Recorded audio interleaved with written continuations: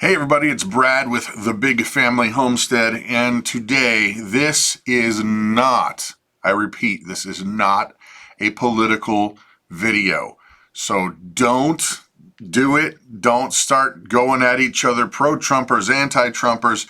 Don't do it in the comments section. This is not a political video, and you will understand in just a minute where I'm going with this and why it's important and where we should be, and most importantly, not a political video. And this is not a video that is meant to do anything in terms of frightening anybody or anything like that. I'm just going to tell you what's going on out there, and then you can decide what you want to do with it. Okay, so here's the scoop. On March 26th of 2019, the President Donald J. Trump, and if that sends some people into a tizzy just by hearing his name, I'm sorry about that. You're just going to have to he signed an executive order on coordinating the national resilience to electromagnetic pulses. Now, let me show you. Here's a screenshot of that, at least the first page of the order.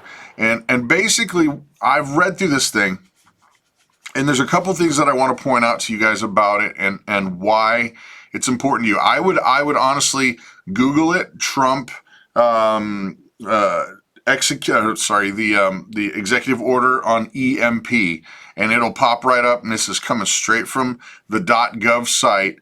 And what I have read in going through this is basically that the White House has put this order out that they want to assess, analyze, and bolster the entire government first, and then in the public arena as well, the hardening of EMP-proof items, so that the government can keep working. Now, what does that mean? Well, if you don't know what an EMP is, it's an electromagnetic pulse.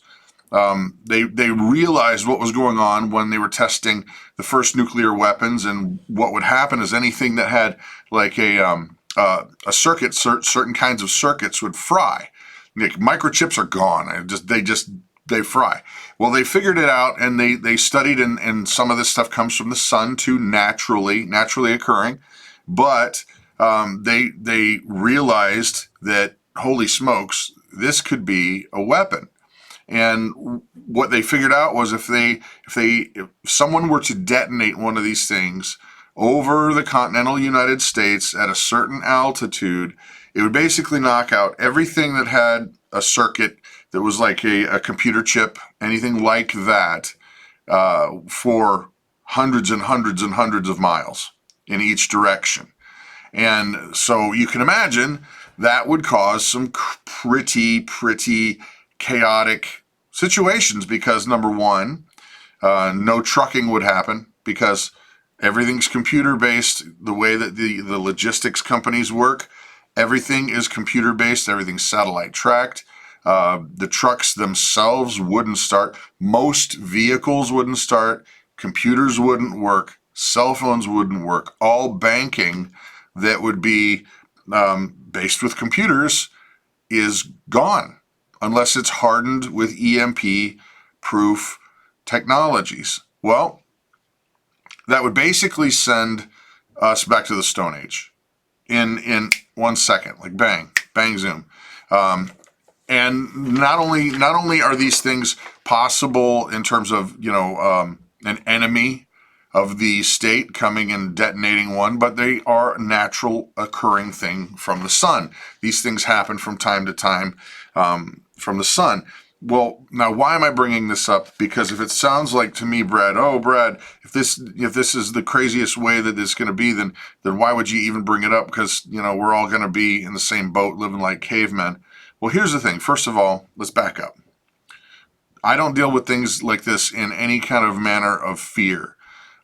We'll look at the facts. We will analyze what's going on, and then we'll decide, hey, is this something that needs to be on my radar or not? Well, here's what we know. We know that these things do occur naturally, and we do know that these things can be weaponized and used They can be weaponized and used. So you do the math in your brain on how that would work. Maybe North Korea, maybe there's plenty of enemies of the United States, right? And it would, in a second, send everybody back to the Stone Age. Number one. Number two, the White House thought it was a big enough deal to send out this executive order. Now, an executive order is a big deal. And I'm surprised that more people have not heard about this. I'm sure it's probably because of all the political mudslinging going on right now. Oh, you're a friend of the Russians. Oh, no, I'm not. And then you did this, and all the missing, Hillary email server, all the emails that were classified. Oh, but that's okay. And none of that. We're not getting into that. But what we do need to understand is that if this is a big enough deal for the White House to send out this call to action to many, many, many parts of the government. I was scrolling through and I'm looking at this right now. There's first its definitions of an EMP pulse, what it is to be prepared, sector-specific agency, policy, how to deal with it. Then they start giving out roles and responsibilities to the Secretary of the State, Secretary of Defense. They're doing analyzations, they're giving time periods, and they're giving deadlines as to when they want things done.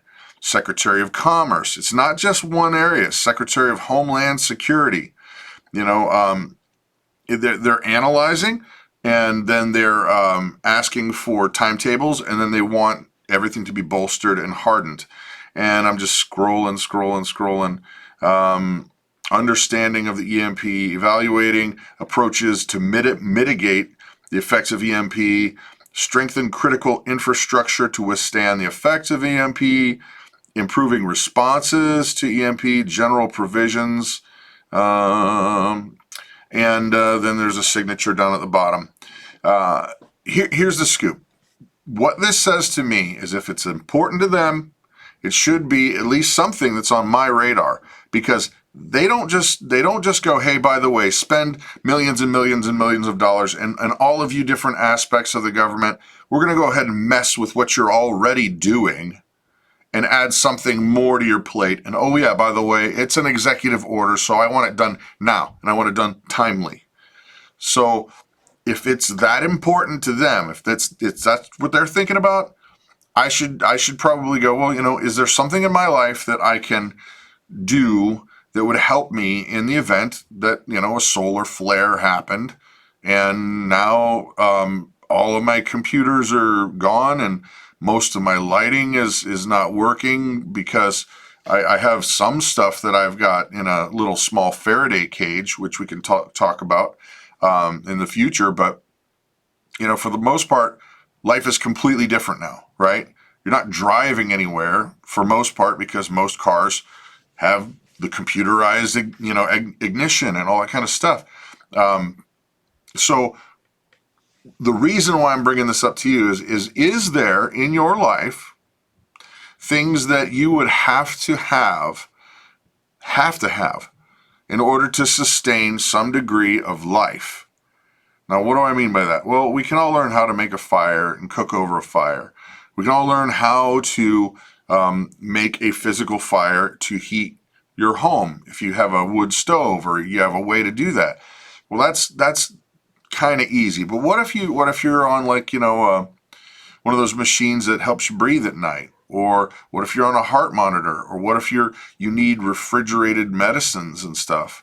Those are the things that I'm talking about that are what I would guess I would call mission critical.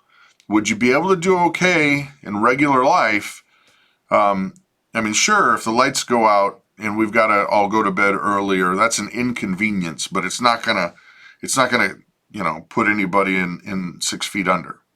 But, if you have to have X, Y, and Z, and now you don't have a way to do that, that's why I'm bringing this stuff up. Because there are ways, guys, that you can research and mitigate the effects of an electromagnetic pulse.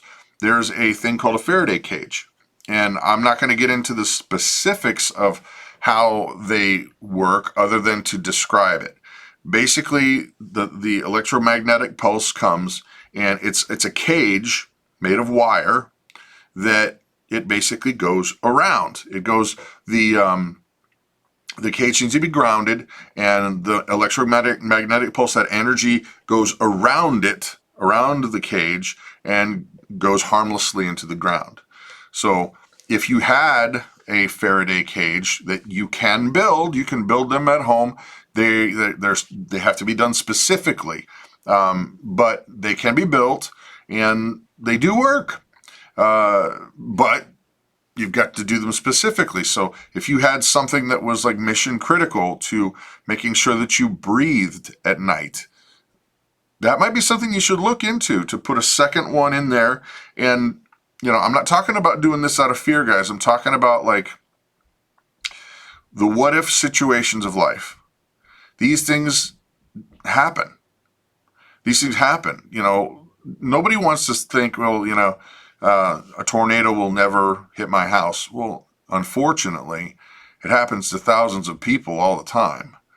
What about earthquakes? I don't want to think about an earthquake. Well, unfortunately, that happens to people all the time. And now if the people that are in the White House are saying, hey, by the way, this is something that's on our radar, it should probably be on our radar. Now, obviously, a majority of our life would be completely changed, because you can't stick everything in a Faraday cage. Although I actually did see a video of a guy who he made his garage into a Faraday cage, which I thought that was pretty cool. I don't know how that would work, because there's a lot of stuff involved, but pretty cool idea anyway. And all of this depends on how close you are to whatever the effect is. But like I said, I'm just trying to seed this into the people who maybe have something that you can't live without. And I mean, literally can't live without. I mean, forget your cell phone, that's toast, because all the cell towers would be toast anyway. And all the cell phone really is just a glorified walkie-talkie. So anyway, I wanted to share that with you guys. And don't go political in the comments. There's really no reason for it. I'm trying to communicate to you guys what it is, and maybe just so you can think, should I get this on my radar? And if I should, what should I do about it? So there it is. My name is Brad, Big Family Homestead. You guys have an amazing and blessed day.